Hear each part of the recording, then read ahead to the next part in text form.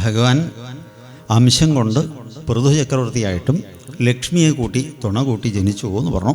അങ്ങനെ ഭഗവാൻ അവതരിച്ചു. ഭുജങ്ങൾ ആ കടഞ്ഞ ഘട്ടത്തിൽ എന്ന് പറഞ്ഞു.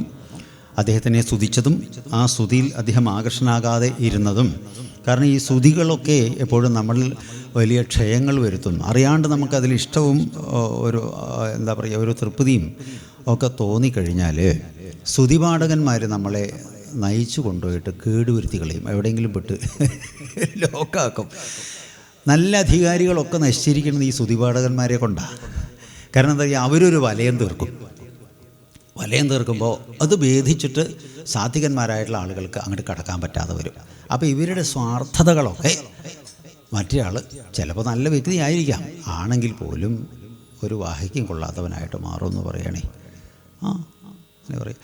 ശരിക്ക് എല്ലാ ആളുകൾക്കും ഉള്ള മുടിമാരി അല്ല കേട്ടോ അങ്ങയുടെ മുടിയാണ് മുടി എന്നൊക്കെ അങ്ങോട്ട് പറഞ്ഞു കഴിഞ്ഞാൽ മൂപ്പര് പിന്നെ കണ്ണാടി നോക്കി അങ്ങയുടെ ശരിക്ക് സാധാരണക്കാർക്കൊന്നും അങ്ങയുടെ അത്ര പല്ലില്ല തമ്പുരാൻ എന്ന് പറഞ്ഞു. എന്താ വായ നിറയെ പല്ല. ഇങ്ങനെ പൊക്കി പറഞ്ഞ് ആളെ നശിപ്പിക്കുക. അത് തൻ്റെ വിഭൂതികളെ കേടുവരുത്തുന്നതിന് കാരണമായിട്ട് വരും. അപ്പം അതുകൊണ്ട് സാത്വികന്മാരായിട്ടുള്ള ആളുകൾ ഇത്തരം കാര്യങ്ങൾക്കൊന്നും നിന്നു കൊടുക്കില്ല. ഇപ്പം ശ്രീരാമചന്ദ്രനെ അനേകം സ്തുതികളിലൂടെ സ്തുതിച്ചപ്പോൾ അദ്ദേഹം എന്താ പറഞ്ഞത്, അതൊക്കെ നിന്ന് നിർത്തിയ ഉപകാരമായി. എനിക്കൊരു കാര്യം അറിയാണ്ട് നമ്മുടെ ഡിഫക്റ്റുകൾ എന്തെങ്കിലും ഉണ്ടെങ്കിൽ, കുറവുകൾ വല്ലതുണ്ടെങ്കിൽ അത് ചൂണ്ടിക്കാണിച്ചാൽ അതുകൊണ്ടാണ് എനിക്ക് പ്രയോജനം ഉണ്ടാവുക. കാരണം നമ്മളെ അടുത്ത് പെരുമാറുന്ന ആളുകൾക്കാണല്ലോ നമ്മളെ അറിയുക. നമ്മളെ നമുക്കറിഞ്ഞോളണമെന്നില്ല, നമുക്ക് സ്വയം നമ്മളെ നിരീക്ഷിക്കാൻ സാധിക്കില്ല. അപ്പോൾ നമ്മളിൽ എന്ത് മാറ്റം വേണം എന്ന് നമ്മളോട് സഹവസിക്കുന്ന ആളുകൾക്കാണ് അറിയുക. അപ്പോൾ സ്നേഹമുള്ള ആളുകൾ എന്താ പറയുക അറിയോ, അതെ അങ്ങയുടെ ഇന്ന ആ ഒരു സമ്പ്രദായങ്ങൾ ആ രീതികളൊക്കെ ഉണ്ടല്ലോ, അത് അത്രയും അങ്ങോട്ട് ഒരു സുഖം പോരാ, ചെറിയ ഇങ്ങനെയും കൂടി അങ്ങോട്ട് മാറ്റിയാൽ നന്നാവും. അത് ഡ്രസ് കോഡും അതേമാതിരി ശ്രദ്ധിക്കുക. ആ കള്ളിയും പുള്ളിയായിട്ടുള്ള വരയും കുറിയായിട്ടുള്ള കുപ്പായമൊന്നും അങ്ങേക്ക് യോജിക്കില്ല എന്നൊക്കെ ആ സത്യത്തിൽ സ്നേഹമുള്ളവരായി തിരുത്തുക. ആത്മാർത്ഥതയും സ്നേഹമുള്ള ആളുകളാണ് തിരുത്തൽ ശക്തികളായിട്ട് പ്രവർത്തിക്കുക. മറ്റുള്ള ആളുകൾ എന്താ അറിയോ, ഒരു സ്ഥലത്ത് ഒരു തമാശ പറയട്ടോ, തമാശയല്ല അനുഭവമാണ്. ഒരു വലിയൊരു ആചാരന മരണപ്പെട്ടോട്ടോ, നമ്മളോട് വലിയ സ്നേഹമാണ്. അദ്ദേഹം ഇടയ്ക്ക് അങ്ങോട്ടും ഇങ്ങോട്ടൊക്കെ ഓടും. ഒരേ സമയത്ത് പല പരിപാടികളുണ്ടാവും പുള്ളിക്ക്, ഉദ്ഘാടനവും അതൊക്കെ ആയിട്ട് സപ്താഹമൊക്കെ കേൾക്കും. അപ്പോൾ അങ്ങനെ ചിലപ്പോൾ പറയും, കൃഷ്ണദാസ അജാമിലിൻ്റെ കഥയാണിപ്പോൾ, 3-ാം തീയതി താനൊന്ന് എങ്ങനെയെങ്കിലും ഒഴിവുണ്ടോ, കുഴപ്പമില്ല എന്നാ ഒന്ന് വരൂ കേട്ടോ, 2 സ്തുതിയൊക്കെ അങ്ങോട്ട് അടിച്ചിട്ടേ അതൊക്കെ ഒന്ന് ശരിയാക്കണം, എനിക്കൊരു വഴിക്ക് പോകാനുണ്ട്, ഗുരുവായൂരൊരു പരിപാടിയുണ്ട്. അദ്ദേഹം നമ്മളെ ക്ഷണിച്ചു, അമ്പലപ്പാറയിൽ പരിപാടി നടക്കണതിനിടയിൽ. അപ്പോൾ നമ്മൾ ഇത്തിരി നേരത്തെ എത്തി. നേരത്തെ എത്തണം എന്തിനാ വെച്ചാൽ എപ്പോഴും ആ കറക്റ്റ് സമയത്ത് നമ്മൾ എത്തണം ശരിയല്ല. ഈ വ്യവസ്ഥകൾ ചെയ്യുന്ന ആളുകൾക്ക് എപ്പോഴും സംഘർഷം ഉണ്ടാവും. അപ്പോൾ അവർക്ക് നമ്മൾ സംഘർഷത്തെ കൊടുക്കാൻ പാടില്ല. എന്താ ഇപ്പോൾ ഇയാൾ പുറപ്പെട്ടില്ലേ ഭഗവാനെ, അങ്ങനെ അത് പാടില്ല. ഇതൊക്കെ നമ്മുടെ എനർജീനെ ദോഷമായിട്ട് ബാധിക്കും. ഒരു ആൾക്കും നമ്മൾ ഒരു തരത്തിലുള്ള സംഘർഷവും കൊടുക്കാൻ പാടില്ല. അപ്പോൾ നമ്മൾ ഒരു പറഞ്ഞതിനെയും വെച്ചിട്ട് 1-2 മണിക്കൂർ മുമ്പേ അങ്ങോട്ട് എത്തും. അങ്ങനെ എത്തി. അപ്പോൾ കേൾക്കുകയും ചെയ്യാമല്ലോ, കഥകൾ കേൾക്കുകയും ചെയ്യാമല്ലോ. അപ്പോൾ അങ്ങനെ ഇരിക്കുകയാണ്. അപ്പോൾ മുമ്പിൽ 2-3 കുട്ടികൾ എന്നിട്ട് ഇങ്ങനെ ചുണ്ണാമ്പ് തോണ്ടുന്നുണ്ട്. അതിനിടയിൽ ഒരുത്തി പിന്നിൽ നിന്നിട്ട് മറ്റേ ആളുടെ മുടി മടഞ്ഞു കൊടുക്കുക. ഇങ്ങനെ 3-4 ക്രിയകൾ നടക്കും. അതിൻ്റെ ഇടയിൽ വേറെ ചങ്ങയുടെ കയ്യിൽ കുറേ ഒരു ആണുങ്ങളും പെണ്ണും കുറച്ച് പേര് ചമ്രം പണിച്ചിരിക്കുന്നുണ്ട്. ഒരു പ്രത്യേകതരം ഉറയുണ്ട്. ഇപ്പോൾ പിന്നെ പ്ലാസ്റ്റിക് നിരോധിച്ചുമല്ലോ, അതൊരു ജാതി പ്ലാസ്റ്റിക്കാണ്. അത് അങ്ങോട്ടും ഇങ്ങോട്ടും തിരിച്ചു കഴിഞ്ഞാൽ ഒരു പിരിപിരിന്നെ ഒരു ഒച്ച ഉണ്ടാവും. മഴയുള്ളതല്ല, 30 മൈക്രോണൊന്നും ഇല്ലാത്ത സാധനമാണ്. അതിങ്ങനെ ഇടയ്ക്കിടയ്ക്ക് തുറക്കുക അടയ്ക്കുക. അപ്പോൾ ഇതിൻ്റെ ഇറിറ്റേഷൻ വേറെ. പക്ഷേ ഇതൊന്നും അറിയാൻ ഇദ്ദേഹം ഇങ്ങനെ ആനന്ദിച്ചിട്ട് ഇങ്ങനെ അപ്പോഴെന്താ അറിയോ ഭഗവാനെ നിങ്ങൾ പറയുകയാണെങ്കിൽ എന്നൊക്കെ പറഞ്ഞിട്ട് കഥ പറഞ്ഞുകൊണ്ടിരിക്കുക. എന്തായാലും പലഹാരത്തിന് നിർത്തിയപ്പോൾ ഞാൻ പറഞ്ഞു, ആചാര്യ ഈ മുമ്പിലിങ്ങനെ ഈ സദ്യയും ഇതിൻ്റെ ഗൗരവവും അറിയാത്ത ജന്തുക്കളെ എന്തിനാണ് മുമ്പിലിരുത്തുന്നത്? അവർ വേണമെങ്കിൽ പിന്നിലെ ബെഞ്ചിലിരുന്നോട്ടെ. കാരണം നമുക്കും ആ ഒരു കഥാഭംഗം വരുമ്പോൾ ഒരു ദോഷമല്ലേ. അതൊക്കെ ഒന്ന് കണിച്ചായിട്ട് പറഞ്ഞുകൂടെ? മൊബൈൽ സൈലൻ്റ് ആക്കാൻ പറയുക, മനസ്സിലായില്ലേ? അപ്പോൾ അങ്ങനെയൊന്ന് ചെയ്തുകൂടെ? തനിക്ക് വല്ല ഭ്രാന്തുണ്ടോ? നമ്മളൊരു 6-7 ദിവസത്തെ കാര്യത്തിന് വന്നിട്ട് ഇവരിനെ വെറുപ്പിച്ചിട്ട് എന്തിനാ വെറുതെ കുരുത്തൂല്ലാത്തകൾ നന്നാവില്ല എന്ന് നമുക്കെന്തിനാണ്?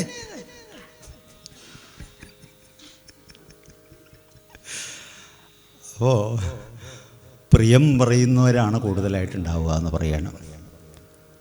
സത്യം പ്രിയം ചെയ്വതുമായുമാകാം, പ്രിയം ഹിതം ചെയ്വതുമായുമാകാ ദേക്ഷിപ്യ വിദ്വാൻ അതുകൊണ്ട് മൗനം എന്ന് പറയുകയാണ്. അപ്പോൾ ഏതായാലും ശ്രീരാമചന്ദ്രനും ഇതേമാതിരി ആവശ്യപ്പെട്ടു.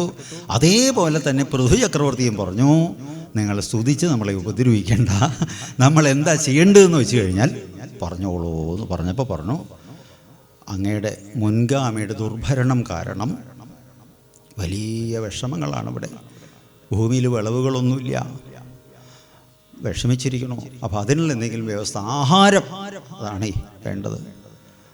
അപ്പോൾ അദ്ദേഹം അങ്ങനെ ഭൂമിദേവിയെ വിളിച്ചു വരുത്തി. ഭൂമിദേവി ഗോരൂപത്തിൽ പ്രത്യക്ഷയായി. അതൊക്കെ സിംബോളിക്കാണ് കേട്ടോ, തത്വമാണ്. അതറിയോ, ഭൂമിയിൽ നിന്ന് കിട്ടാത്തതായിട്ട് വല്ലതുണ്ടോ? ഭൂമിക്ക് വേറൊരു പേരുണ്ട്, എന്തറിയോ? രത്നഗർഭ എന്ന് പേരുണ്ട്. രത്നഗർഭ. സമുദ്രത്തിന് അതേമാതിരി രത്നാകരം എന്ന് പറയും. കാരണം എന്തറിയോ, മുത്തുരത്നങ്ങളും കൂടി ഉൾക്കൊള്ളുന്നതാണ്.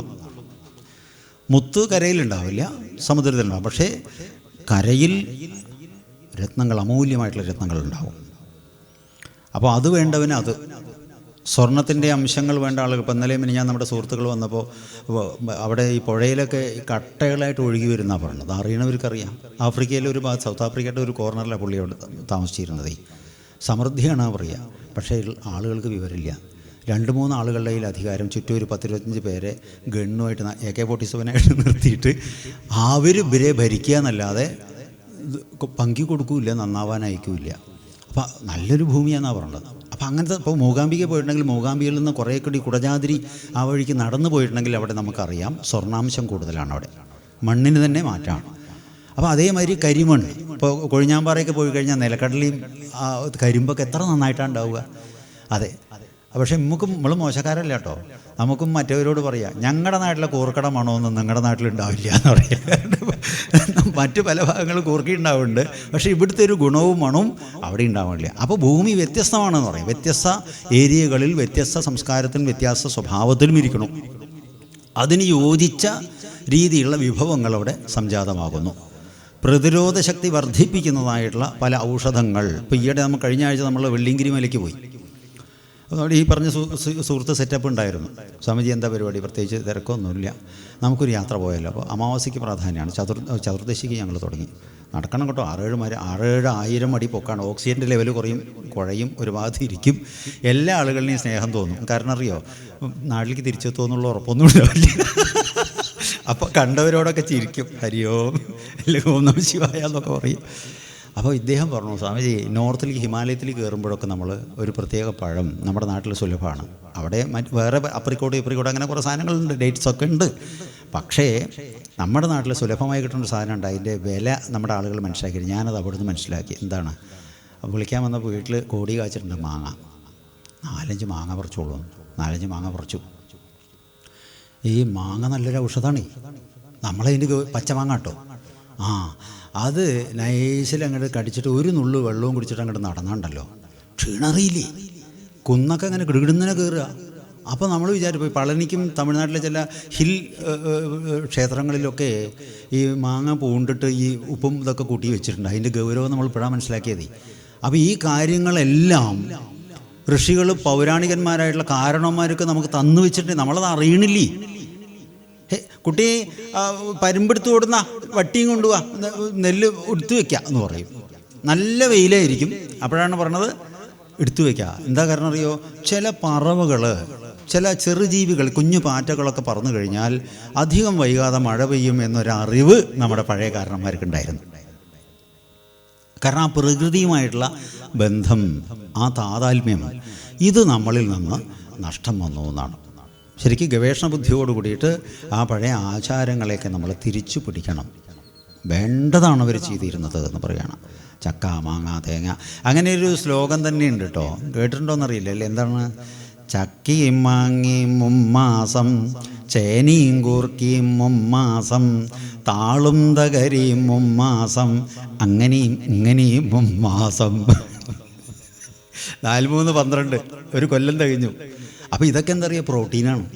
രോഗപ്രതിരോധ ശക്തി വർദ്ധിപ്പിക്കാൻ ഉതകുന്ന ഔഷധ ഗുണമുള്ള കരുത്തുള്ള വിഭവങ്ങളാണ് ഭൂമിദേവി നമുക്ക് തന്നിരിക്കുന്നത്.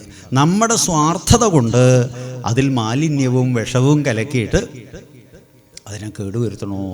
അതിന് ഭൂമിദേവി ഉത്തരവാദിയാണോ? അല്ല. ഇപ്പോൾ കേദാരനാഥം ഹരിദ്വാരം എന്നും ഹർദ്വാരം എന്നും പറയും. ഹരിദ്വാർ എന്നും പറയും, ഹർദ്വാർ. ഹരി എന്ന് പറഞ്ഞാൽ വിഷ്ണുവിനെ സൂചിപ്പിക്കുന്നത്, ഹർ എന്ന് പറഞ്ഞാലോ ഹരൻ, മഹാദേവനെ സൂചിപ്പിക്കുന്നത്. പൊതുവേ ദേവഭൂമിയുടെ പാദമാണ് ഹരിദ്വാരം. അവിടെ നിന്ന് തുടങ്ങി ഋഷികേശം, നീലകണ്ഠ് മുതലായിട്ടുള്ള അങ്ങനെയൊക്കെ പോവും. കേദാരം മുതലായ ഭാഗം കുറേ കൂടി ഉയർന്ന ഭാഗമാണ്, മഞ്ഞും ഒക്കെ കൂടുതലുണ്ടാവും. പ്രത്യേക അനുഭവമാണ്, കുറച്ച് തയ്യാറെടുപ്പൊക്കെ വേണം. പക്ഷേ ഈ സ്ഥലവും പാപികൾ തന്നെ പറയാം, കേടുവരുത്താനായിട്ട് ടൂറിസ്റ്റ് പ്ലേസ് പോലെ അതിനെ ദുരുപയോഗം ചെയ്തു എന്ന് പറയുകയാണ്. പാടില്ലാത്ത കുറേ സംഗതികളൊക്കെ അവിടെ ചെയ്യാനും കൊണ്ടുപോകാനും പ്ലാസ്റ്റിക് വേസ്റ്റുകളൊക്കെ തള്ളാനും ഒക്കെ തുടങ്ങി. അപ്പോൾ പ്രകൃതിക്ക് സഹി കിട്ടു. അപ്പോൾ എന്ത് ചെയ്തറിയോ? ഒരു കുലുക്കലും കുലുക്കിയപ്പോൾ ഒരു മഹാപ്രളയം. ശ്രദ്ധിക്കണം, പ്രകൃതി തന്നെയാണ് നമ്മളിലുള്ളത്. നമ്മളെന്താ പറയുക, മനുഷ്യപ്രകൃതി എന്ന് പറയും അല്ലേ, പറയാറില്ലേ, മനുഷ്യ പ്രകൃതി. അപ്പോൾ ഇത് തമ്മിൽ ബന്ധമുണ്ട് എന്ന് പറയുകയാണ്. നമ്മളെന്താണോ അത് തന്നെയാണ് പ്രകൃതിയിൽ നിന്ന്. ഒന്നും വേണ്ട. ഇപ്പോൾ ഒരു ഉദാഹരണം പറയാം, നമ്മുടെ മകളുടെ വാർപ്പാണ്. ഇടവമാസം കാലത്താണ് നിശ്ചയിക്കുകയും ചെയ്തത്. അപ്പോൾ അന്നേ തരപ്പെട്ടുള്ളൂ വിചാരിക്കുക. അപ്പോൾ എന്താ ചെയ്യാൻ പറ്റുക? അപ്പോൾ പറയുക, വാർപ്പിന് നിശ്ചയിച്ചു, കമ്പിയൊക്കെ കെട്ടിയിട്ടുണ്ട്, ആകാശം മൂടി നിൽക്കുന്നുണ്ട്. കൊള്ളാവാൻ പാടില്ലല്ലോ. കുട്ടിയെ നീ ഒരു കാര്യം ചെയ്യേ, ഭഗവാനൊരു പിൻവിളക്കും ധാരിയും മുൻവിളക്കും ഒക്കെ നേർന്നിട്ടേ ഗണപതിക്കൊരു തേങ്ങയൊക്കെ എന്നിട്ട് ഗണപതി നല്ല മനസ്സൊരുക്കി പ്രാർത്ഥിക്കുക കുട്ടിയെ. 2-3 ചാറ്റിലിങ്ങനെ വന്നു കേട്ടോ. അപ്പോൾ ഭഗവാനെ, മഹാദേവ, അമ്മേ, ഏട്ടേക്കരാ, ശാസ്താവേ, ആരിനെ വിളിച്ചാലും രക്ഷപ്പെടുകയെന്നറിയില്ല. ഇല്ല, നാഗങ്ങളേന്ന് പറഞ്ഞു. ഇടയ്ക്ക് പാമ്പിനെ സ്വപ്നം കണ്ടു. അപ്പോൾ പേടി കൊണ്ടാ, ഇഷ്ടം കൊണ്ടൊന്നുമല്ല. നാഗത്തെ ചിലവരെ ആരാധിക്കുന്ന പേടി കൊണ്ടാണ്, ഇഷ്ടം കൊണ്ടല്ല. ശരിയല്ലേ? ഏതെങ്കിലും ഒരാൾ ഇപ്പോൾ മുയലിനെയും പൂച്ചേനെയും വളർത്തി 2 പാമ്പും കുട്ടീനെ വളർത്താ കുട്ടിയെ എന്ന് പറഞ്ഞിട്ട് ആരെങ്കിലും മൂർഖനെ പിടിച്ച് വയ്ക്കാറുണ്ടോ? ഇല്ല. പക്ഷെ ബഹുമാനിക്കും നമ്മൾ ദൂരത്തുനിന്ന്. പേടിയാണ്. അതെ. അപ്പോൾ എന്തായി? ആ ഒരുക്കത്തോടു കൂടി ആ വിളി അങ്ങോട്ട് വിളിച്ചപ്പോൾ പ്രകൃതി അത് ഏറ്റെടുത്തു. വാർപ്പ് കഴിയോളം മഴയില്ല. അതങ്ങോട്ട് കഴിഞ്ഞ് കുറച്ചു നേരം കഴിഞ്ഞ് 2 മണിക്കൂർ കഴിഞ്ഞ് ആ സിമെൻറ്റ് സെറ്റായി. പിന്നെ ശരിക്കും ഈ ചനുവിനിൽ നിന്നുള്ള മഴ നല്ലതാണ്. അപ്പോൾ നോക്കൂ, അപ്പോൾ നമ്മുടെ ആ നിവേദനം അനുസരിച്ച് പ്രകൃതിയിൽ പ്രതിഫലനങ്ങൾ ഉണ്ടായില്ലേ? സംശയിക്കണ്ട, ഇതെല്ലാം ബന്ധപ്പെട്ട് കിടക്കുകയാണ്. നമ്മളിൽ നിന്ന് തന്നെ നമ്മൾ ഈ ദേഹം പോയി കഴിഞ്ഞാൽ 5 വിഭവങ്ങളാണല്ലോ, 5ആയിട്ടല്ലേ ചേരുക. മാംസഭാഗങ്ങൾ അല്ലേ ഒക്കെ പ്രകൃതിയായിട്ട് ചേരണു, വായു ആകാശത്തിൽ ചേരണു, അങ്ങനെ അഗ്നിയോ അതും വിലയിക്കുന്നു. ഇങ്ങനെ 5 ഭൂതങ്ങളുമാണ് എല്ലാമായി തീർന്നിരിക്കുന്നത് എന്നാണ്. അങ്ങനെ ഏതായാലും ആ ഭൂമിദേവിയിൽ നിന്ന് വേണ്ടതെല്ലാം കറന്നെടുത്തു. അതിനുശേഷം ഇദ്ദേഹം ഭഗവാനോടുള്ള നന്ദി സൂചകമായിക്കൊണ്ട് നമുക്ക് പഞ്ചയജ്ഞങ്ങൾ, ഇന്നിപ്പോൾ നമ്മൾ ഭഗവാന്റെ മഹാകാരുണ്യം കൊണ്ടും നിങ്ങളുടെ എല്ലാവരുടെയും ആ ഉത്സാഹം കൊണ്ടും തിരുമേനി നമ്മുടെ ശർമാജിയെ കിട്ടിയതുകൊണ്ടും അദ്ദേഹത്തിന് ഞങ്ങൾ തമ്മിൽ വലിയ കോമ്പിനേഷൻ. പക്ഷേ അദ്ദേഹത്തിൻ്റെ തിരക്ക് കൂടുതലാണ്, കുറച്ച് താന്ത്രിക പരിപാടികളുണ്ട്, കുറച്ച് ക്ഷേത്രങ്ങളിലൊക്കെ ഉത്തരവാദിത്തമുണ്ട്. അപ്പോൾ ഒഴിവുണ്ടാവില്ല മിക്കവാറും. പക്ഷേ ആവുന്നതും ഒഴിവുണ്ടാക്കി നമ്മളൊപ്പം ആ സ്നേഹം കൊണ്ട് സഹകരിക്കാൻ വരാറുണ്ട് പറയുകയാണെങ്കിൽ. അപ്പോൾ നമ്മളെപ്പോഴും ശ്രദ്ധിക്കേണ്ടത്, ഓരോ തരം വ്യക്തിത്വങ്ങളെ കിട്ടുമ്പോൾ അവരിൽ എന്തുണ്ട് എന്നറിഞ്ഞിട്ട് അതിനെ പ്രയോജനപ്പെടുത്താൻ നമ്മൾ സാമർഥ്യം കാണിക്കണം. മനസ്സിലായില്ലേ? ഇപ്പോൾ ദൂരയാത്ര, ഒരു മഹാത്മാവായിട്ട് ചേർന്നിട്ട് ദൂരയാത്ര പോവുകയാണ്. അപ്പോൾ അവരോട് നമ്മൾ എന്താ സംസാരിക്കേണ്ടത്? മോഹൻലാലിനൊക്കെ നല്ല കാശാണല്ലേ, മോഹൻലാലിന് കാശുണ്ടായിക്കോട്ടെ, അതുകൊണ്ട് നല്ല പ്രയോജനമുണ്ടോ? മനസ്സിലായില്ലേ?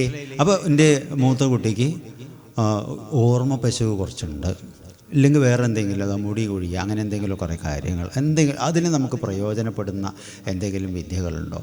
ഇല്ലെങ്കിൽ ഈ മെമ്മറി ശരിക്കും നിൽക്കാൻ എന്താ ചെയ്യുക? എനിക്ക് കുറച്ച് ദേഷ്യം കൂടുതൽ, അത് കൺട്രോൾ ആവാൻ എന്താ ചെയ്യേണ്ടത്? അങ്ങനെയൊക്കെ പ്രയോജനകരമായിട്ടുള്ള ചർച്ചകൾ വരുമ്പോൾ അതിനുള്ള പരിഹാരങ്ങൾ ഉണ്ടാവും. അങ്ങനെയല്ലേ? അപ്പോൾ ഓരോ വിഭവം, ഒരു സാധനം കൈ കിട്ടിക്കഴിഞ്ഞാൽ അത് എന്തിനൊക്കെ പറ്റുന്നതാണ് എന്ന് സുമാറെങ്കിലും മനസ്സിലാക്കിയിട്ട് അതിൽ നിന്ന് എന്തെല്ലാം പിടിച്ചെടുക്കാം എന്ന സാമർഥ്യമാണ് നമ്മൾ പ്രയോഗിക്കേണ്ടത് എന്നാണ്.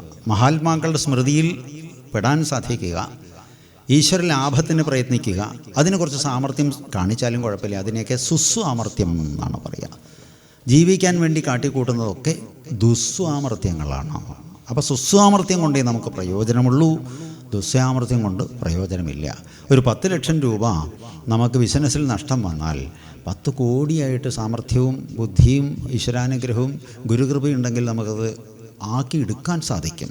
പക്ഷേ പോയ ആയുസ് നമുക്ക് കിട്ടില്ല. അതുകൊണ്ട് ഒരിക്കലും സമയം, ടൈം ഈസ് മോസ്റ്റ് ഇമ്പോർട്ടൻ്റ് എന്നാണ്. അത് ഒരു തരത്തിലും കളയാൻ പാടില്ല എന്നാണ്. ഏതായാലും അപ്പോൾ അതിൻ്റെ ഭാഗമായിട്ട് നന്ദി സൂചകമായിട്ട് പഞ്ചയജ്ഞങ്ങൾ ഒന്ന് ചെറുതായിട്ടൊന്ന് ഓടിച്ചു പോകാം നമുക്ക്. അതെന്തൊക്കെയാണ് പഞ്ചയജ്ഞങ്ങൾ? 96 ദേവന്മാർ നമ്മുടെ ശരീരത്തിലുണ്ട്. അംഗോപാംഗം വേറെയും കുറേ ആളുകൾ ഉപദേവന്മാരും ഉണ്ട്. അപ്പോൾ ഇവർക്കൊക്കെ നമ്മൾ നന്ദിപൂർവ്വം ചെറിയ ചില സേവകളും നിവേദ്യങ്ങളും ചെയ്യണം. അതിപ്പോൾ എങ്ങനെ ഇവരെ കണ്ടെത്തി ചെയ്യാൻ നമുക്ക് സാധിക്കുമോ? ഇല്ല. അതിനാണ് ദേവന്മാരോടുള്ള കടപ്പാട്. അതിന് ദേവകടം, ദേവഋണം എന്ന് സംസ്കൃതത്തിൽ ദേവകടം. അതിനെന്താ ചെയ്യുക? പ്രദേശത്തെ ക്ഷേത്രത്തിൽ എണ്ണയോ വിളക്കോ തിരിയോ കാര്യങ്ങളോ പറകളോ അല്ലെങ്കിൽ അന്നദാനത്തിൻ്റെ കാര്യത്തിനോ നൈവേദ്യത്തിനോ അങ്ങനെ ആവും വിധത്തിൽ വഴിപാടുകളും കാര്യങ്ങളും സമർപ്പിച്ചുകൊണ്ട് ചെയ്യുന്ന ഉപാസനകളും നമ്മുടെ കോൺട്രിബ്യൂഷനൊക്കെ എന്താണ്? ദേവകടത്തെ തീർക്കുന്നതിന് ഉപകരിക്കും എന്നാണ്. പിന്നീട് പിതൃകടം. അതെങ്ങനെ തീർക്കുക? നമ്മളെന്താണെങ്കിലും കുമ്മനം രായട്ടൻ പറഞ്ഞവർ എല്ലാവരും ഓരോ അച്ഛൻ്റെയും അമ്മയുടെയും മക്കളാണല്ലോ എന്ന് പറഞ്ഞ മാതിരി അല്ലേ? ഓരോ അച്ഛൻ്റെയും അമ്മയുടെയും മക്കളാണ്. അപ്പോൾ അവർക്കും ഒരു അച്ഛനമ്മയുണ്ടല്ലോ, അവർക്കും ഒരു അച്ഛനമ്മയുണ്ടല്ലോ. അതങ്ങനെ അങ്ങോട്ട് പോയി കഴിഞ്ഞാൽ എവിടെ എത്തും? ഭഗവാനിലേക്ക് എത്തും. സാക്ഷാൽ അവിടുന്ന് അംശകലകായിട്ട് വന്നതാണ്. ഇപ്പോൾ പ്രഥമ പുരുഷൻ എന്ന പ്രസിഡന്റ്, പരമാധികാരി അല്ലേ, അദ്ദേഹത്തിൽ നിന്ന് പിന്നെ പ്രധാനമന്ത്രി വന്നു, അത് വേറെ സഹമന്ത്രിമാർ വന്നു, സംസ്ഥാനത്ത് മുഖ്യ മന്ത്രിമാർ വന്നു, അതിൻ്റെ ഒപ്പം MLA വന്നു, മെമ്പർമാർ വന്നു. ഇങ്ങനെ വിഭജനം ചെയ്തു വരികയാണല്ലോ. ഇതേമാതിരി ആ മൂലസ്വരൂപം എന്നത് ഒന്ന് തന്നെ. അതിൽ നിന്ന് ഭരണ സൗകര്യത്തിന് വേണ്ടി വിഭജനം ചെയ്ത് മറ്റ് ചെറു വിഭാഗങ്ങളായിട്ട് തിരിച്ചിട്ടുണ്ട്. അതിലത്തെ ഒരു സെക്ഷനാണ് പിതൃക്കൾ. അപ്പോൾ അവരെ നമ്മൾക്ക് കാണാൻ പറ്റില്ല. എനർജിയാണ്, സ്ഥൂലമല്ലല്ലോ, സൂക്ഷ്മമാണ്. അപ്പോൾ എന്താ ചെയ്യുക? അന്ന് പെട്ടെന്ന് നമുക്കറിയാം നമ്മുടെ അച്ഛനും അമ്മേനെയാണ്. അവരെ പ്രതിനിധാനം ചെയ്തുകൊണ്ട് ഇത് എത്തുന്നത് എവിടേക്കാണ്? പിതൃദേവന്മാരിലേക്കാണ്, പിതൃദേവതകൾക്ക്. ശ്രദ്ധയോടുകൂടി ഉപാസിച്ചുകൊണ്ട് അവർക്ക് കൊടുക്കുന്ന നൈവേദ്യങ്ങൾ ചെയ്യുന്ന ക്രിയയ്ക്ക് പറയുന്ന പേരാണ് ശ്രാദ്ധമൂട്ടൽ. ശ്രദ്ധയോടെ ചെയ്യുന്നത്, ശ്രദ്ധയോടെ ചെയ്യേണ്ടത്, ഇതാണ് ശ്രാദ്ധം. എന്താണത് വർഷത്തിലൊരിക്കൽ ചെയ്യാൻ കാരണം എങ്കിൽ മനുഷ്യലോകത്തിലെ ഒരു വർഷം പിതൃലോകത്തിലും ദേവലോകത്തും ഒരു ദിവസമാണ്. യോഗികൾ ഒരു നേരം ഉണ്ണുക എന്ന് പറയും. അതുകൊണ്ട് യോഗാവസ്ഥയിൽ ഉയർന്ന ആളുകൾക്ക് ഒരു നേരമെങ്കിലും കഴിക്കാൻ കൊടുക്കുന്ന രീതിയാണ് വർഷത്തിൽ നമ്മൾ ഒരിക്കൽ ചെയ്യുന്ന ശ്രാദ്ധ, ഊട്ട് മുതലായിട്ടുള്ള കർമ്മങ്ങൾ. പിന്നെ ഭിക്ഷുക്കൾക്ക് കാല് ചൂടണമെന്ന് പറഞ്ഞു കഴിഞ്ഞാൽ ചെരുപ്പ്, ഒരു ജോഡി ചെരുപ്പ് അങ്ങേക്ക് പാകമുള്ളത് വാങ്ങിത്തന്ന എടുക്കുമോ എന്നൊക്കെ ചോദിച്ചിട്ട് പഥികന്മാർക്ക് പാതുകങ്ങൾ നൽകുക, ഭിക്ഷുക്കൾക്ക് അന്നം നൽകുക, ഈ കൊട കൊടുക്കുക, ഇങ്ങനെയൊക്കെ ഒരുപാട് ഉപാധികളുണ്ട്. ഇതൊക്കെ എന്താ അറിയോ? പിതൃകടം തീർക്കാൻ ഉപകരിക്കുന്ന കാര്യമാണ്. പൂച്ചയ്ക്ക് കൊടുക്കുക, കാക്കയ്ക്ക് കൊടുക്കുക, ഇതൊക്കെ. കേതുവിൻ്റെ ദോഷം ഉണ്ടെങ്കിൽ കറുത്ത പട്ടീനെ വളർത്തി, കറുപ്പിൽ ചെറിയ പാണ്ടുണ്ടെങ്കിലും കുഴപ്പമില്ല, വളർത്തി കഴിഞ്ഞാൽ കേതുവിന് വലിയ പ്രിയമാണ്, കേതുവിൻ്റെ ദോഷമില്ലാതാവും എന്നാണ് പറയുക. അങ്ങനെ ഓരോന്നിനും ഓരോ വഴി മാർഗങ്ങളുണ്ട്. അപ്പോൾ എന്താ ഈ ദേവകടം, പിതൃകടം. പിന്നെ ഋഷികടം. ഋഷികളോട് നമുക്ക് കടപ്പാടുണ്ട്. ഋഷികളാണ് നമുക്ക് അറിവ് തന്നത്. ആ അറിവ് കൊണ്ടാണല്ലോ നമ്മൾ ജീവിക്കുന്നത്. പെട്ടെന്ന് മനസ്സിലാവാനൊരു ഉദാഹരണം പറയാം. ഞങ്ങളുടെ നാട്ടിലൊക്കെ ഇങ്ങനെ കൈത്തണ്ടയുടെ വണ്ണത്തിൽ ഒരു 2-3 അടി പൊക്കത്തിൽ ഇങ്ങനെ തണ്ടിങ്ങനെ പോയിട്ട് മുകളിൽ ഇങ്ങനെ കൊടമാരി ഇല ഇങ്ങനെ വിരിഞ്ഞ് നിൽക്കുന്ന ഒരു തരം ചെടിയുണ്ട്. അടിയിൽ ഉരുളിമാരി ഒരു കിഴങ്ങുണ്ടാവും. അതിന് ഞങ്ങളവിടെ ചേന എന്നാണ് പറയുക. പച്ച തിന്നില്ല. ഇവിടെ അങ്ങനെ തന്നെയാണോ? അതെ. അപ്പോൾ ഈ ചൊറിയണ ചേന കൂട്ടുകറിക്ക് ഉപയോഗിക്കാമെന്ന് ആരാ കണ്ടുപിടിച്ചത്? ആലോചിച്ച് നോക്കൂ. എഴക്കാട്ടുകാരാണോ അതോ പയ്യനടക്കാരാണോ? അറിയില്ലല്ലോ അല്ലേ? പക്ഷെ നമ്മൾക്കത് മറിഞ്ഞ് ആ അറിവ്, ടെക്നോളജി നമുക്ക് കിട്ടിയിരിക്കുന്നു എന്നുള്ളതാണ്. അപ്പോൾ ധർമ്മസ്യ തത്വം നിഹിതം ഗുഹായാം മഹാജനോയേന ഗതസ്സപന്ഥാഹ. ധർമ്മത്തിൻ്റെ തത്വം എന്നത് ഗൂഢമായി ഒളിഞ്ഞിരിക്കുന്നു. നമുക്ക് എന്തേ ചെയ്യാനുള്ളൂ? മഹാത്മാക്കൾ സഞ്ചരിച്ച വഴിയെ സഞ്ചരിക്കുക എന്നല്ലാതെ നമ്മളായിട്ട് പുതിയതൊന്നും കണ്ടുപിടിക്കാനില്ല. ഇവിടെ എല്ലാം നേടി തന്നിട്ടുണ്ട്, അതിനെ അനുഭവിക്കുക, അവരോട് കൃതജ്ഞതയുള്ളവരാവുക, നന്ദിയുള്ളവരായിട്ട് മാറുക. അപ്പോൾ ഈ ഒരു സമ്പ്രദായമാണ്. പിന്നെയോ അവർ തന്ന മന്ത്രങ്ങൾ ഉപാസിക്കുക. ആചാര്യസ്ഥാനത്തുള്ള ആളുകളെയും അധ്യാപകന്മാരെയും മാനിക്കുകയും സന്തോഷിപ്പിക്കാനായിട്ട് നമ്മുടെ കോൺട്രിബ്യൂഷൻ എന്തെങ്കിലും നമ്മുടെ ഒരു വരുമാനത്തിൻ്റെ അംശമോ മറ്റോ ഒക്കെ സമർപ്പിച്ച് അവരിൽ നിന്ന് അനുഗ്രഹം വാങ്ങുന്നതൊക്കെ ഋഷിഘടം തീർക്കുന്നതിന് ഉപകരിക്കും. ദേവഘടം, പിതൃഘടം, ഋഷിഘടം. പിന്നെയോ ഭൂതയജ്ഞം എന്നാണ്. ഭൂതയജ്ഞം പഴയ കാലത്ത് വലിയ തറവാട്ടിൻ്റെ മുറ്റത്ത് വഴിപ്പള്ളയിലൊക്കെ കല്ല് കുഴിച്ചിട്ട് ഒരു തരം തൊട്ടി ഉണ്ടാക്കിയാണ്. കൽത്തൊട്ടി എന്ന് പറയും. കണ്ടിട്ടുണ്ടോ? കണ്ടവരുണ്ടോ കൽത്തൊട്ടി? അതെ, കൽത്തൊട്ടി. ഇതിൽ വീട്ടിൽ പെൺകുട്ടികളോട് വെള്ളം ഒഴിക്കാൻ പറയും.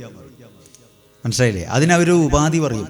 നല്ല ചെക്കനെ കിട്ടണമെങ്കിലേ ഇങ്ങനെയൊക്കെ ചെയ്യണം എന്നാണ് പറയുക. അപ്പോൾ നല്ലൊരു കുടുംബജീവിതം ഉണ്ടാവണം എന്ന പ്രതീക്ഷയിൽ അവരെന്ത് ചെയ്യണോ, അതിൽ വെള്ളമൊക്കെ ഒഴിക്കണോ. അത് കാക്ക കുളിക്കും, മൈന കുളിക്കും, കുടിക്കും, പശുവും പട്ടിയൊക്കെ അത് ആസ്വദിച്ചിട്ട് സേവിക്കുന്നു. അവരിലുണ്ടാവുന്ന ആശ്വാസത്തിൻ്റെ തണുപ്പ് എവിടെ എത്തുന്നു? ദാതാവിലേക്ക് എത്തുന്നു. കുറച്ചൊക്കെ കൊടുക്കുക. അണ്ണയ്ക്കും കാക്കയ്ക്കുമൊക്കെ ആയിട്ട് പാചകം ആയി കഴിഞ്ഞാൽ ലേശം ഒരു ഇല കഷ്ണത്തിലോ മറ്റോ ഒക്കെ ആയിട്ട് താഴ്വരയുടെ മേലെയോ അല്ലെങ്കിൽ പുറത്തോ കൊണ്ടേ വെച്ച് കൊടുത്താൽ ഏതെങ്കിലും ജീവന്മാർ തൃപ്തിയോടുകൂടി വന്ന് കഴിച്ചു പോയിക്കോളും. അതിൻ്റെ ബാധ്യത നമുക്കുണ്ട് എന്നാണ് പറയുക. നമ്മുടെ നാട്ടിലൊരു രാമനായരുണ്ട്. പുള്ളി അങ്ങനെയാണ്. വാഴയ്ക്ക് വെച്ച് കഴിഞ്ഞാൽ ഒരു 3-4 വാഴയെടുത്ത കൊല്ലെങ്കിലും പുള്ളി വെട്ടില്ല. അത് ആരെങ്കിലുമൊക്കെ അണ്ണാനും മറ്റുമൊക്കെ ആയിട്ട് അവർക്കിപ്പോൾ കൃഷി ചെയ്തിട്ടൊക്കെ ഉണ്ടാക്കാനുള്ള കഴിവുണ്ടോ? നമ്മൾ ഉണ്ടാക്കി കൊടുക്കുകയല്ലേ വേണ്ടത് എന്ന നിലയിൽ അദ്ദേഹം ചെയ്യണം. പക്ഷെ എന്താ അറിയോ, ആദ്യം ഉണ്ടാക്കണ ആ വാഴയ്ക്കൊക്കെ നല്ല മുഴുപ്പും ഉണ്ടാവുന്നുണ്ട്, നല്ല തൂക്കും ഉണ്ടാവുന്നുണ്ട്. എന്താ, കുറേ കൊടുക്കുമ്പോൾ കുറേ അധികം കിട്ടും, പ്രപഞ്ചശക്തി നമ്മൾക്ക് തരും. അത് ഭൂതയജ്ഞം. പിന്നെയോ അതിഥിയജ്ഞം. ആ തിഥി നോക്കാതെ വരുന്ന ആൾ, ആ തിഥി ദേവോഭവ. അതിഥിയെ ദേവനെ പോലെ ഭഗവാനെ പോലെ തന്നെ കാണണം. പക്ഷെ അതിഥിക്ക് നിയമമുണ്ട് കേട്ടോ. ഒരു ദിവസത്തിൽ കൂടുതൽ തങ്ങിയ അതിഥിയല്ല. അതിഥി ഒരു ദിവസമേ തങ്ങാൻ പാടുള്ളൂ. അതെ. അപ്പോൾ അവർ ഭഗവാന് നേദിക്കാൻ വെച്ച സാധനമാണെങ്കിൽ പോലും പെട്ടെന്നൊരാൾ വീട്ടിൽ വന്നു കഴിഞ്ഞാൽ അവർക്ക് കൊടുക്കാം, അത് വിരോധമില്ല. നേദിക്കാൻ വെച്ചതാണ്, വെറുതെ പറഞ്ഞേക്കരുത്. തമിഴ്നാട്ടിലുള്ള ആളുകൾ കുറച്ചധികം ശ്രദ്ധിക്കും ഈ വിഷയം. ഒരാളകത്ത് വന്നാൽ ആദ്യം ഒരു ഗ്ലാസ് വെള്ളം കൊടുക്കുവരും. തമിഴ്നാട്ടിൽ ബന്ധമുള്ളവരുണ്ടോ? പോയി അല്ലേ? വേണ്ടാന്ന് പറഞ്ഞാൽ സാപ്പിടുക സുമ്മാ ലേശം വെള്ളം കുടിപ്പിക്കും. എന്തറിയോ, ഈ പുറത്തുനിന്ന് കയറി വന്നൊരു വ്യക്തി എന്തെങ്കിലും ഒരു മിഡിലെങ്കിലും വെള്ളം കുടിക്കാതെയാണ് ഇറങ്ങിപ്പോകുന്നതെങ്കിൽ ആ ഗൃഹനാഥൻ്റെ സർവ്വ പുണ്യവും അവരിലൂടെ പോവുകയും അവരുടെ ദുരിതം അവിടെ നിൽക്കുകയും ചെയ്യും. അപ്പോൾ അതിഥി ശുശ്രൂഷ വളരെ പ്രധാനമാണ്. എന്തെങ്കിലും ഒരു സാധനം കഴിപ്പിക്കാതെ ഒരാളെയും നമ്മൾ വീട്ടിൽ നിന്ന് പുറത്തു വിടാൻ പാടില്ല. കാലം മോശമാണ് സ്വാമിയെ, ഇപ്പോൾ പൂട്ടിയിട്ടായിരിക്കണം, കുഴപ്പമില്ല, അതിന് വേറെ സംവിധാനം ഉണ്ട്. എന്താ അതിന് പറയുക? സിറ്റ് ഔട്ട് ഉണ്ടല്ലോ. ഔട്ടിലിരിക്കാമല്ലോ.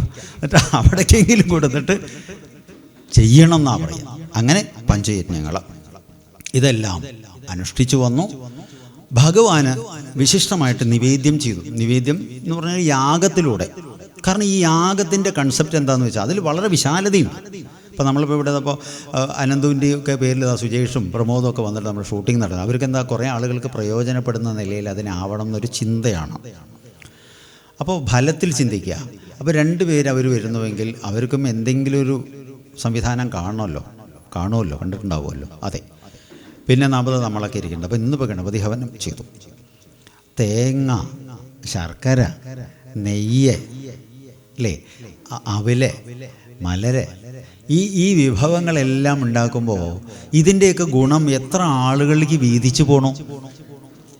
മനസ്സിലായില്ലേ? ഇപ്പോൾ നമ്മൾ പുറത്തുനിന്നൊരു പുരോഹിതനെ വിളിച്ചിട്ടാണെങ്കിൽ ഡബിൾ വേഴ്സിയും 2 മുണ്ട് അടക്കം വേണം, കൊടുക്കണമല്ലോ. വസ്ത്രം അടക്കമാണ്, ഇണവസ്ത്രമോ എന്തെങ്കിലും എക്സോർവായി. അപ്പോൾ ആ നൂൽപ്പുകാരന് പോയി. പരുത്തി കൃഷി ചെയ്ത ആളെ മുതൽ കൊണ്ട്, അത് സംഭരിച്ച് വയ്ക്കുന്ന വൈശ്യൻ മുതൽ കൊണ്ട്, അതിൽ എന്താ പറയുക റെപ്രസെൻറ്റേറ്റീവ് ഉണ്ട് അല്ലേ, ആ പ്രതിനിധി മുതൽ കൊണ്ട് എത്ര ആളുകളിലേക്കാണ് ഈ സംഗതി പോണത്. പശുവിൻ്റെ നെയ്യ് വരുമ്പോൾ പശു വളർത്തുന്ന ആൾക്ക് പോയി, കത്തിക്കുന്ന എണ്ണ വരുന്ന സമയത്ത് എള്ള് കൃഷി ചെയ്ത ആൾ മുതൽ കൊണ്ട് അതിനെ കൊയ്യാൻ വന്നിട്ടുള്ള പണിക്കാരൻ മുതൽ കൊണ്ട് അതിൻ്റെ ഉടമസ്ഥൻ മുതൽ കൊണ്ട് വിശാലമായി ചിന്തിച്ചു കഴിഞ്ഞാൽ ചെറിയൊരു ക്രിയയാണെന്ന് നമുക്ക് തോന്നിയാലും ആ സൂക്ഷ്മത്തിൽ അതിൻ്റെ നാനാംശങ്ങൾ എത്രയോ ഭാഗത്തേക്ക് പോകുന്നു. അപ്പം ഇതേപോലെ അനേകം ആളുകൾക്ക് പിന്നെ അതൊരു സംസ്കാരവും കൂടിയാണ്. വരുന്ന തലമുറ അത് പഠിക്കണമെങ്കിൽ ഇപ്പം നമ്മൾ മഹാത്മാക്കളെ ശുശ്രൂഷിച്ചും ആർക്കെങ്കിലുമൊക്കെ അന്നം കൊടുത്ത് അവരെ മാനിച്ചും അവരെ നമസ്കരിച്ചും ദക്ഷിണ നൽകിയൊക്കെ ചെയ്താൽ വരുന്ന കുട്ടികളത് കണ്ടുപഠിക്കും. ഇന്നിപ്പോൾ നമസ്കരിക്കാൻ പോലും അറിയില്ല പുതിയ തലമുറയ്ക്ക്. കാരണം എന്താ, കണ്ടു ശീലിച്ചിട്ടില്ല. അവർ ഇതാണ് യോ എന്നൊക്കെ അങ്ങോട്ട് വേണം. അങ്ങനെയല്ല, നമസ്കരിക്കുമ്പോൾ അതിൽ നമ്മുടെ നാഡീവ്യൂഹങ്ങൾക്ക് തന്നെ ഒരു ഉണർച്ച വരും. ചിരിച്ചാൽ പോലും വലിയ ഗുണമെന്നാണ് പറഞ്ഞത്. ഇതിപ്പോൾ എപ്പോഴും ഇങ്ങനെ കരിങ്കല്ല് ഇരുമ്പ് കൂടെന്ന് പറഞ്ഞിട്ട് നടക്കുക. എറണാകുളത്ത് ഒരു സ്ഥലത്ത് യജ്ഞത്തിന് പോയപ്പോഴേ സ്വാമി ഒരു 30 മിനിറ്റ്സ് ഞാനൊന്ന് പുറത്ത് പോയി വരും തോന്നുന്നു. അടുത്ത വലിയ മേനാ സാറ് എവിടേക്കാണെന്ന് ഞാൻ ചോദിച്ചില്ല. ഒരു വഴിക്ക് പോകുമ്പോൾ ചോദിക്കാൻ പാടില്ല. അപ്പോൾ വൈഫ് പറഞ്ഞപ്പോൾ പുള്ളി ക്ലബ്ബിൽ പോവുകയാണ്. ക്ലബ്ബ് ചിരി ക്ലബ്ബുണ്ട് സ്വാമിജി ഇവിടെ. ചിരി ക്ലബ്ബ് ഉണ്ട് എറണാകുളത്ത്. അരമണിക്കൂർ പോയിട്ട് ചിരിക്കുക. ചുറ്റും കണ്ണാടി വെച്ചിട്ടുണ്ട്. ചിലർ ഉള്ളുന്ന അങ്ങോട്ട് ചിരി വന്നു കഴിഞ്ഞാൽ എന്താ അറിയോ, ഓരോരുത്തരുടെ ഗോഷ്ഠി കണ്ടു കഴിഞ്ഞാൽ ചിരിച്ചു കഴിഞ്ഞാൽ ചിലപ്പോൾ വെപ്പുവല് താഴെ വീഴും. പിന്നെ ഇത് തിരയണത് കണ്ടിട്ട് ഒരു വിഭാഗം ചിരിക്കുക. വല്ല ആവശ്യമുണ്ടോ നോക്കോ. നേരിയൊരു പുഞ്ചിരിയോടുകൂടി എപ്പോഴും നമ്മുടെ മുഖം വയ്ക്കുന്നുവെങ്കിൽ ഈ സംഘർഷം ഉണ്ടാവില്ല, ഞരമ്പ് വലിയില്ല, മുറുകില്ല. ഇങ്ങനെയൊക്കെയാണ്. അത് മാത്രമല്ല, ഒരു ശാസ്ത്രമുണ്ട്. എന്താ അത്? നമിക്കിൽ ഉയരാം, നൽകുകിൽ നേടാം, നടുകിൽ തിന്നിടാം, നമുക്കു നാഗം പണിവതു നാമേ, നരകവും അതുപോലെ. നമസ്കരിക്കുന്ന വ്യക്തികൾക്ക് നേട്ടങ്ങളുണ്ടാവും, കൊടുക്കുന്ന ആൾക്ക് കിട്ടിക്കൊണ്ടിരിക്കും. പിന്നെയോ നമിക്കിൽ ഉയരാം, നൽകുകിൽ നേടാം, നടുകിൽ തിന്നിടാം. എന്തെങ്കിലുമായിട്ട് ഭൂമി പൂജ. എങ്ങനെ ഭൂമി പൂജ ചെയ്യുക? ഓം വസുധായേ നമഃ എന്ന് പറഞ്ഞിട്ട് അർച്ചന ചെയ്യാറുണ്ട് ഭൂമി പൂജ. ഈ ഭൂമി പൂജ എന്ന് പറഞ്ഞാൽ കൈക്കോട്ടെടുത്തിട്ട് ചെറുതായിട്ട് ചെറിയ കുട്ടി തൂമ്പ എടുത്തിട്ട് കളിക്കുന്നതും ചേനയും ചേമ്പും വെക്കുന്നതും ഒക്കെ എന്താ അറിയോ, ഭൂമി പൂജയാണ്. ഇത് കൃത്യമായിട്ട് ചെയ്യാത്തതുകൊണ്ടുള്ള ദോഷം എന്താ അറിയോ, ചെറിയ കുട്ടികളുടെ മാതിരി നാണമില്ലാണ്ട് ടൗസർ ഇട്ട് റോഡിൽ കൂടെ അങ്ങോട്ട് കൊണ്ട് നടക്കേണ്ടി വരിക. വൈകുന്നേരം ആകുമ്പോൾ കുട്ടികളെ പട്ടീനെ കൂട്ടിയിട്ട് ആലോചിച്ച് നോക്കൂ. ഇത് കൃത്യമായിട്ട് ആ ഭൂമി പൂജ ചെയ്യുന്നുവെങ്കിൽ ഇങ്ങനത്തെ ഗോഷ്ഠികളൊന്നും കാണിക്കേണ്ടതായിട്ട് വരില്ല എന്ന് പറയുകയാണ്. ഇരിക്കട്ടെ, ഏതായാലും ഭഗവാനോടുള്ള ആദരവിൻ്റെ ഭയവും ഭാഗമായിക്കൊണ്ട് അദ്ദേഹം യജ്ഞം നടത്തി. അനേകം ആളുകൾ സന്തുഷ്ടരായി. എന്ന് മാത്രമല്ല, ദേവന്മാർ നേരിട്ട് വന്നിട്ട് നിവേദ്യം സ്വീകരിച്ചു. അത് അദ്ദേഹത്തിന് വലിയ സന്തോഷമായി. ഇത് കെട്ടുകഥയായിട്ട് തോന്നണ്ട. പാലക്കാട് ഈ പാലനാശുപത്രി ഉണ്ടല്ലോ, അതിൻ്റെ അപ്പുറത്തെ ഒരു പാടം കുറേ ഭാഗം വളച്ചിട്ട് തഥാതൻ സ്വാമികളൊരു യാഗം ചെയ്തു. തപോവൃക്ഷാശ്രമത്തെ വണ്ടിത്താവളത്തിൽ സ്വാമി നമ്മളായിട്ട് മാനസികമായിട്ട് അടുപ്പുണ്ട്. ഞങ്ങൾ മൂകാംബികയിൽ 2010 അദ്ദേഹം പറഞ്ഞു, കൃഷ്ണ, പിന്നെ നിങ്ങളൊക്കെ ആചാര്യന്മാരൊക്കെ കാര്യമായിട്ട് ശ്രദ്ധിക്കണം, ആളുകളെ കൊണ്ടൊക്കെ നാമം ജപിപ്പിക്കണം. കാരണം ചില ഗ്രഹങ്ങളിഞ്ഞ് മാറി പിഴച്ച് സാധനങ്ങളിലേക്ക് വരാൻ സാധ്യതയുണ്ട്. അത് പ്രകൃതിക്ക് ഒരുപാട് ദോഷം ഉണ്ടാക്കും.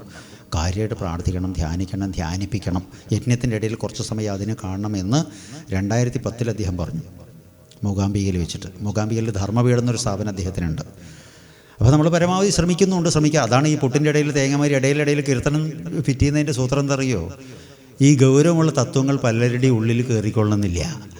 അറിയാതെ കണ്ട് 2 നാമം പറഞ്ഞാലോ, നാമറിയാതെ നാവിൽ വന്നാൽ പിന്നെ വിട്ടു പേരെയാത്ത നാരായണ.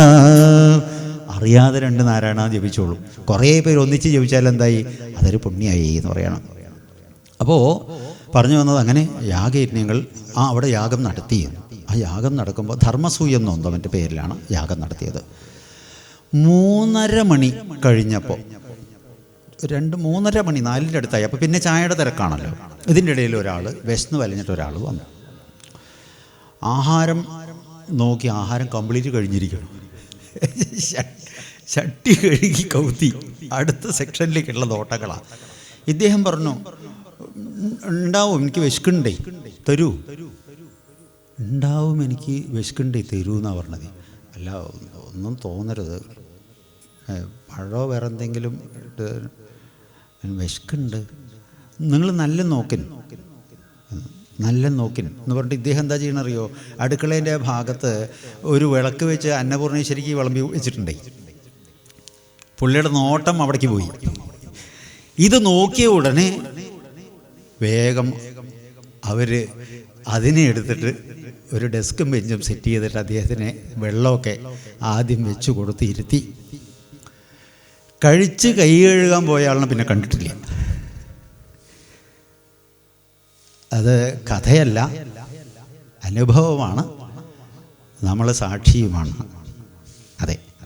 അപ്പോൾ ഭഗവാന്റെ വിഭൂതികൾ, അദ്ദേഹത്തിൻ്റെ സാന്നിധ്യം എങ്ങനെ ആത്മാർത്ഥമായിട്ടാണോ നമ്മൾ ചെയ്യുന്നത് അതിനനുസരിച്ച് അദ്ദേഹത്തിൽ നിന്ന് പ്രതികരണം ഉണ്ടാവും എന്നാണ്.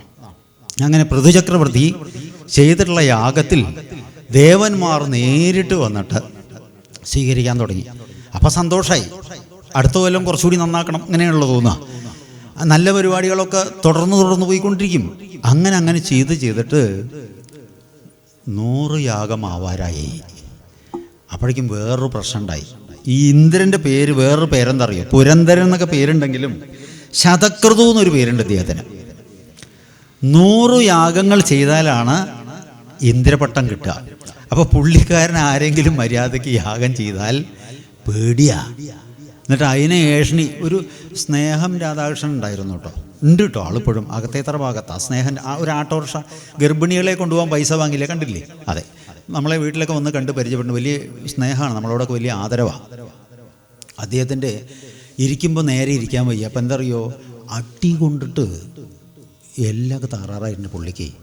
ഇങ്ങനെയുള്ള കർമ്മം ചെയ്യുമ്പോൾ അടി കൊള്ളേണ്ട ആവശ്യമുണ്ട്? ആലോചിച്ച് നോക്കൂ. സംഗതി പിടിച്ചടിച്ചിരിക്കുക. നമ്മൾ പേര് പറയുന്നില്ല, ചില രാഷ്ട്രീയത്തിൽപ്പെട്ടിട്ടുള്ള ആളുകൾ ഒപ്പിച്ച പണികളാണ്.